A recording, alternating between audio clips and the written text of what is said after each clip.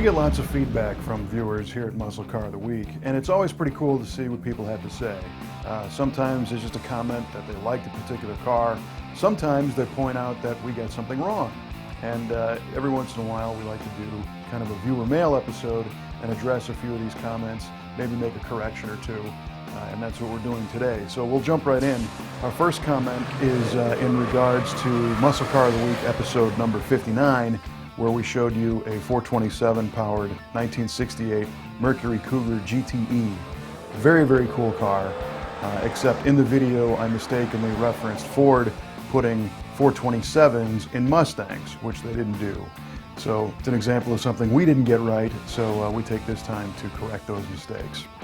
Our next comment is in regards to episode number 54, where we showed you a 1970 Oldsmobile 442 convertible with the W30 455 under the hood. And the comment comes from YouTube, a Mr. Robert Harrier, who says, "Why is the car red underneath?" And what he's referring to there is on these 442 W30 cars from 1968 up until 1971, they had red fender wells. When you open the hood, you see these bright red inner fenders. And it's an interesting story how those came about. Those actually started on Pontiacs in 1966.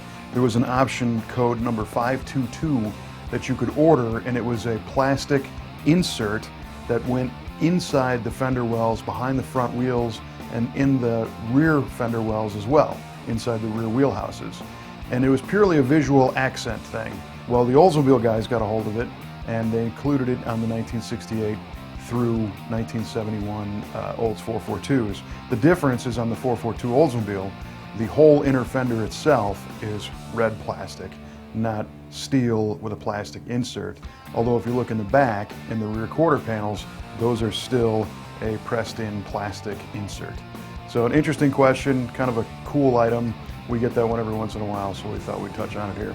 Our next comment again comes from YouTube. It's in regards to episode number 41, where we showed you the 1968 Corvette L88 Roadster.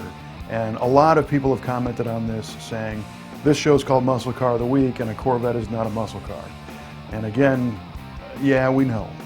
Muscle cars by definition are mid-size family cars, sedans, two-doors that are built with minimal options and the biggest engine they could fit in them. Corvette is a two-seat sports car, so technically it's not a muscle car. However, there are a lot of very cool Corvettes in the Brothers collection, and we think it's fun to share them, so they just kind of fall under the Muscle Car of the Week banner in our show. We hope it doesn't offend. Next, we're jumping to episode number 22, where we showed you the 1970 Yenko Deuce Nova. Very, very cool car, powered by an LT1350. It's a great color, it's a very rare car, and an individual named H. Mack asked us what the curb weight is on a Yenko Deuce, and I believe these shipped at 3,450 pounds. So these were a very lightweight car, which helped them be extremely potent performers, even with the 350. Next, we go to a very recent episode, episode number 75, where we showed you a blue 1970 Buick GS 455 Stage 1 convertible car shot at the Muscle Car and Corvette Nationals. An awesome, awesome car. I'm a big Buick fan, and I screwed up and I said this thing made 360 horsepower and 500 foot-pounds of torque. In reality, that Buick Stage 1 made 360 and 510 foot-pounds. Our apologies to the Buick guys.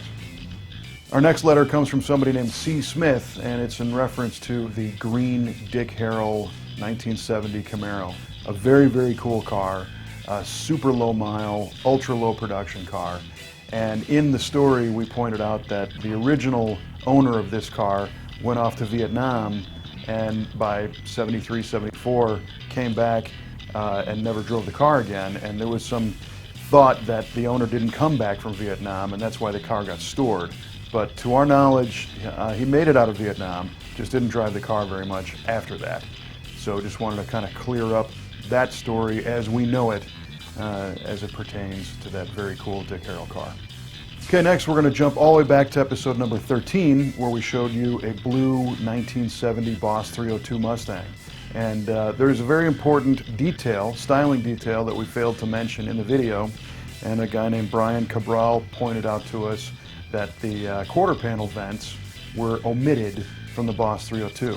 The regular Mustangs all had them, and the reason for it is when Larry Shinoda designed that car, he wanted it to be as slick as possible, and removing those fake quarter panel vents actually helped the aerodynamics of the car, so the Boss 302s had no vents in the quarters. A neat detail that we probably should have mentioned, and that's why we're bringing it up here. Our next letter is in reference to the 1973 Chevrolet Camaro Z28 that we showed you in episode number 74.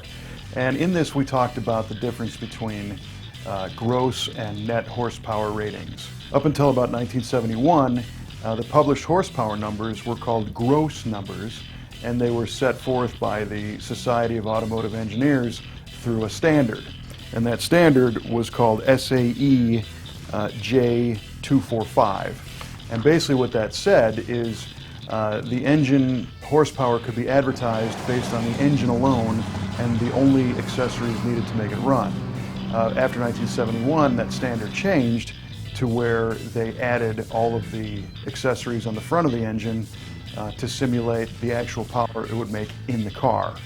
So all the horsepower numbers dropped in 1971 because the standard called for the alternator and the power steering pump and everything that the car needed to run was added to the engine, which dropped that power level. We got some comments about the net horsepower ratings possibly being at the rear wheels. They were not, according to the SAE documents, and you can look these up online. The main difference is before 1971, gross ratings were just the engine and the stuff it needed to run. After were the accessories as installed in the car.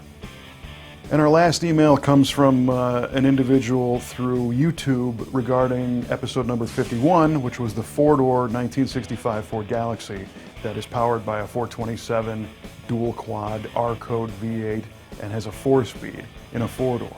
Just a crazy combination.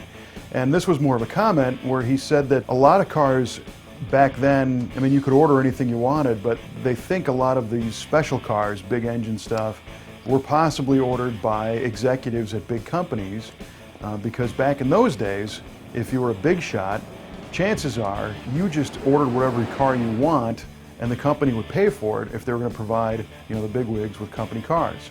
Today, if you're lucky enough to have a company car, generally the company just issues you something that's cost effective and, whatever. And today you can't even order special combinations like in the old days.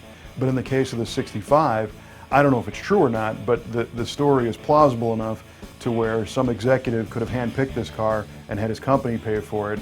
And therefore we see some of these really oddball engine and transmission combinations in cars that an average family man might not have bought. I don't know if that happened with this car, but it's just kind of an interesting point. So if you have any comments or feedback on any of the videos that we do on Muscle Car of the Week, you can contact us right through our website at MuscleCarOfTheWeek.com. We also encourage feedback on the Facebook page. You can add comments there. And we have another couple avenues to where you can see Muscle Car of the Week, one of them being an iTunes app. Now you can go to your iTunes store and download the app, and it will play all of the Muscle Car of the Week videos, including the latest one, on your iPad or iPhone. It's pretty cool. And as always, thanks for watching, and we'll bring you another cool car from the Brothers Collection next week.